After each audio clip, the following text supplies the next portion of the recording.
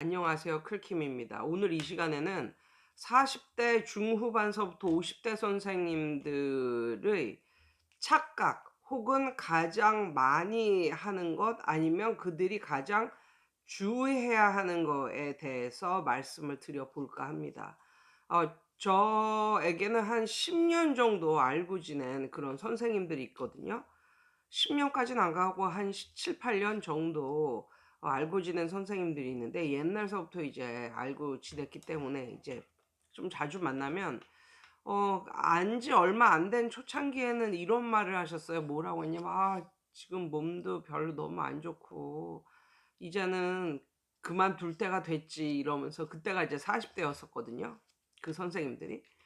그래서 "이제는 그만둘 때가 됐지." 40대 후반 뭐 그 정도였단 말이에요, 그 선생님들이. "이제는 그만둘 때가 됐지." 뭐 이러면서 맨날 만날 때마다 "이제는 그만둘 때가 됐지. 내일 모레가 이제 50 인데." 뭐 이런 식으로 말씀을 하시더니, 이제 제가 그들을 한 8년 정도 알았단 말이에요. 그랬더니 요즘에는 뭐라고 말씀하시는지 알아요? "이제 그만두실 때 됐잖아요. 진짜 50대 됐으니까." 뭐 이런 식으로 말을 했더니, 지난번 만났을 때예요.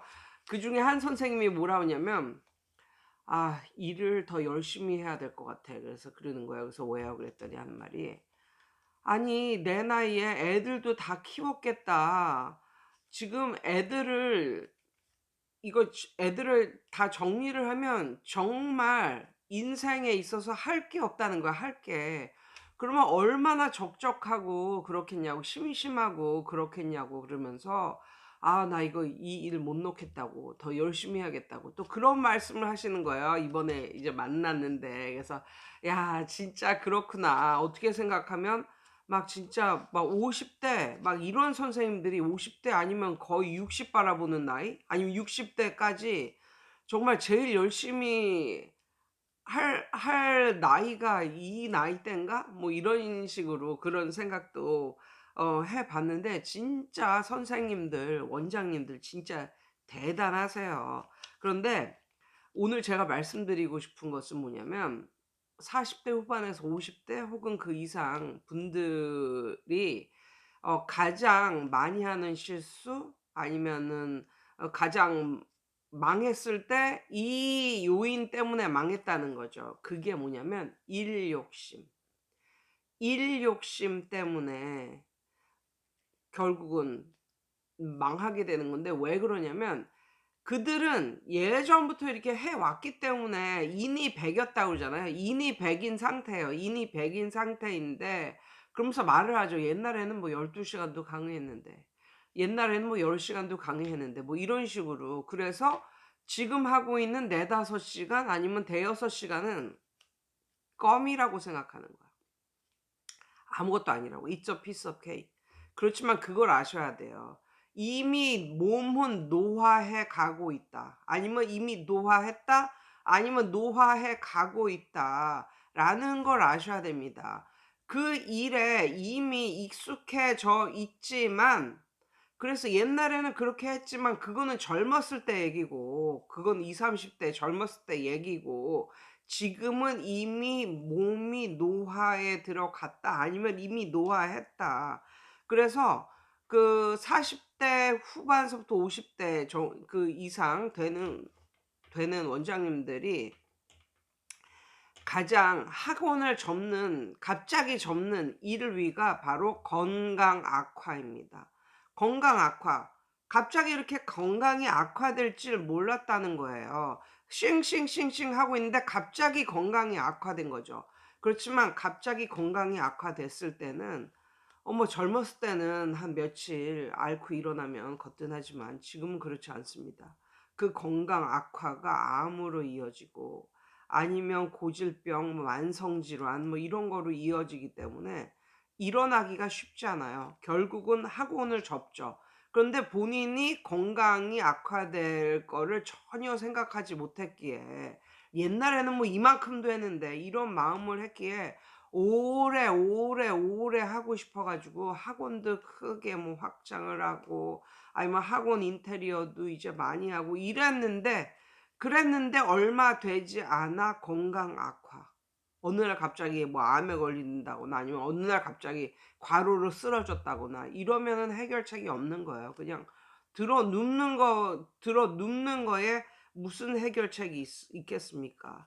그러니까 제발 일 욕심을 좀 버리고 본인이 노화가 되어 가고 있다라는 것을 인정을 하셔야 됩니다. 개중에는 막 50대 뭐 60대 이렇게 돼도 학원을 크게 하면 이름이 날려지게 된다고 생각하는 그런 분들이 있거든요. 혹시 우리나라에서 학원을 크게 하는 그런 원장님들의 이름을 아시는 분 있습니까? 누가 이름을 그 학원을 하는 원장의 이름을 아는 분이 있어요? 없어요. 저는 한 명도 없어요. 우리나라에서 어떤 학원을 크게 해. 그렇다고 그 원장을 막 존경하고 원장의 이름이 뭐 드높아지고 이런 게 있나요? 한 거의 없거든요. 생각나는 사람 있어요? 내가 존경하는 분은 무슨 학원의 원장 누구누구다. 뭐 이런 식으로 존경하는 사람 있어요?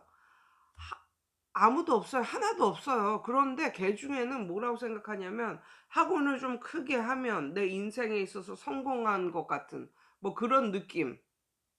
그런 느낌을 갖고 뭐 학원을 작게 하면 뭐 루저 같은 그런 느낌을 받고 그러는데 정말 그런 생각 자체가 좀 잘못됐다.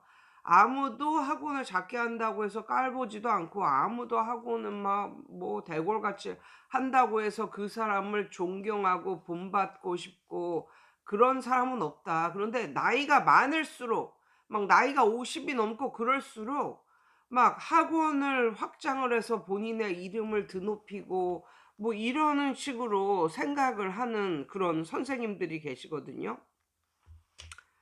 그러면 안 된다는 거죠. 예. 본인의 이거 다 잘 먹고 잘 살려고 하는 거지 뭐 다른 이유 있나요? 그런데 과로해서 일찍 죽으려고 하는 건 아니잖아요. 그러니까 제발 본인의 나이 먹음을 인정하고 제발 건강에 대해서 생각을 해 주시기 바랍니다. 여자 같은 경우도 50 넘어도 폐경에 갱년기에 갱년기 우울증에 같이 와요, 같이. 그런데 이런 걸 극복하면서 학원을 한다는 게 이게 그것도 큰 학원을 한다는 게 그게 그렇게 쉽지만은 않다라는 말씀을 드려보고 만약에 그 사람의 그릇이 정말 큰 학원을 할 그릇이었으면 이미 20-30 대에 벌써 큰 학원을 하지 않았을까. 뭐 그런 생각을 조심스럽게 해 봅니다.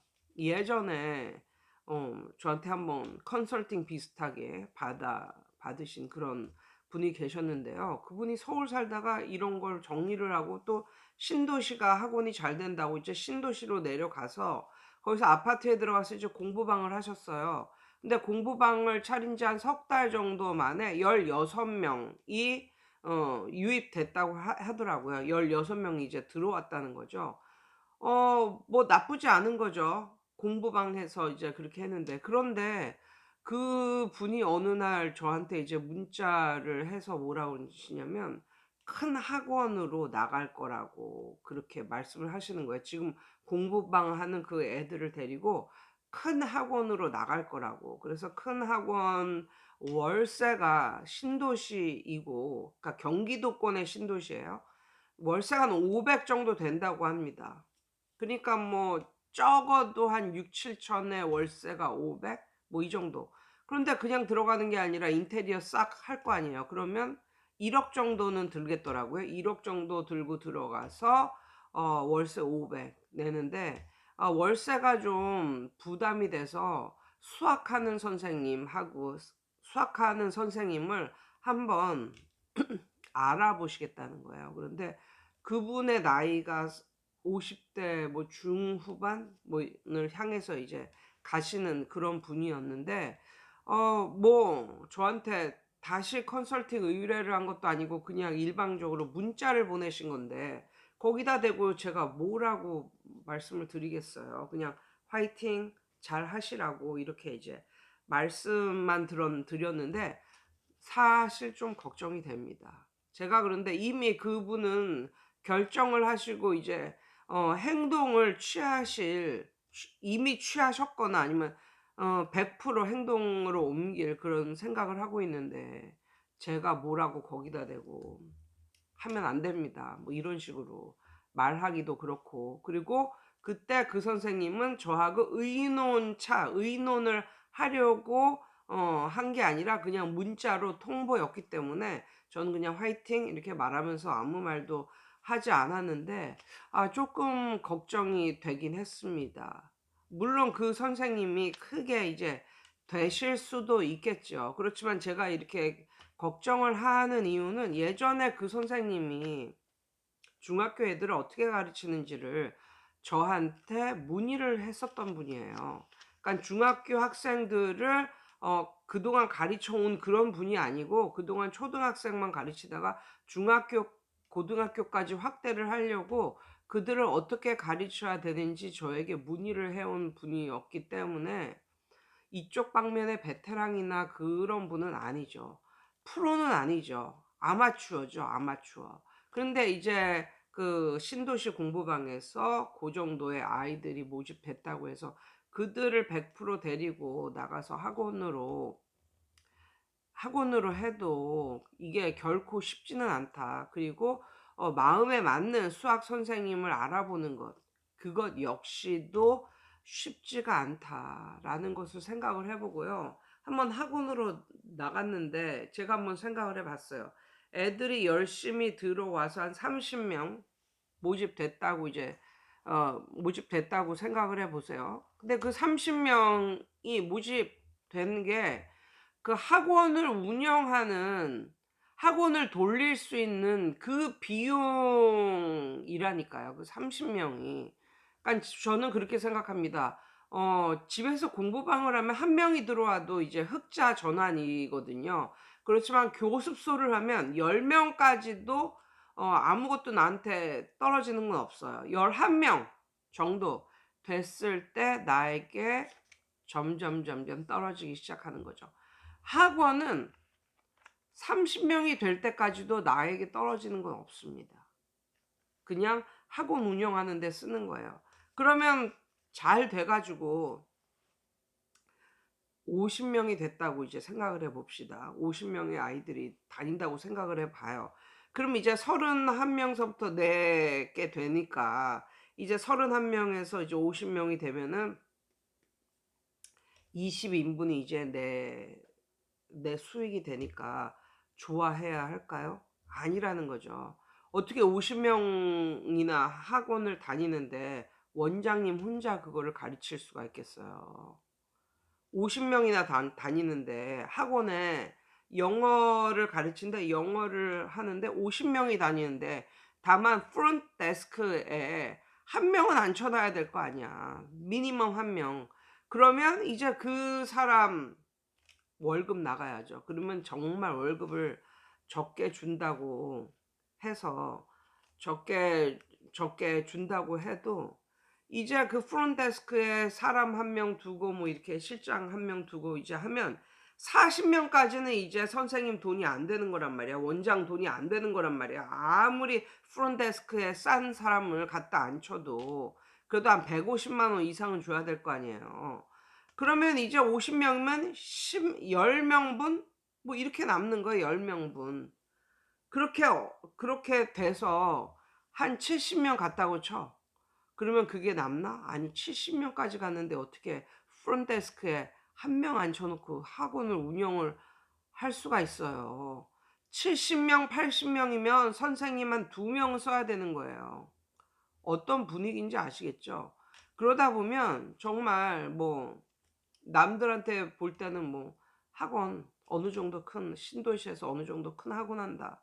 이렇게 말할 수가 있겠지만 어떻게 보면 공부방 하면서 30명 가르치는 선생님이 더 알짜로 몸도 편하게 하고 더 알짜로 어 수익을 얻는 그런 사람일 수도 있습니다. 아무튼 각설하고 이렇게 나이가 먹으셨으면 그쪽에 인이 박혀서 본인이 힘든 건지도 모르고 그렇게 하는데, 그러다 갑자기 그럴 수가 있거든요. 제발 일 욕심을 어느 정도는 버리시고 그다음에 큰 학원을 해 가지고 이름을 날리려는 이런 시도도 어떻게 보면 좀 그런 것에 좀 자유하면 어떨까, 이런 생각을 조심스럽게 해 봅니다. 그래서 나이 들면서 가장 주의해야 될 거, 본인의 몸이 예전의 몸이 아니다. 예전에는 11시간 시간 12시간 시간 이렇게 해도 끝도 없었지만 지금은 사실 대여섯 시간만 일을 해도, 아니면 4-5시간 시간만 일을 해도 그게 결코 본인에게 피스 오브 케이크이 아니다. 몸은 힘듦을 느끼고 있다. 그래서 어느 정도는 좀 뭐랄까, 뭐라고 할까요? 그냥 이렇게 막 이름을 날리고 뭐 이러는 거를 생각을 하지 말고 좀 본인의 수익을 좀 잘 챙겨서 우리 가족 넉넉하게 잘 살아보세, 이쪽으로 좀 포커스를 맞추고 사시는 건 어떨까요? 아무튼 오늘은 이런 말씀을 드려봅니다. 여러분 오늘도 좋은 하루 되세요.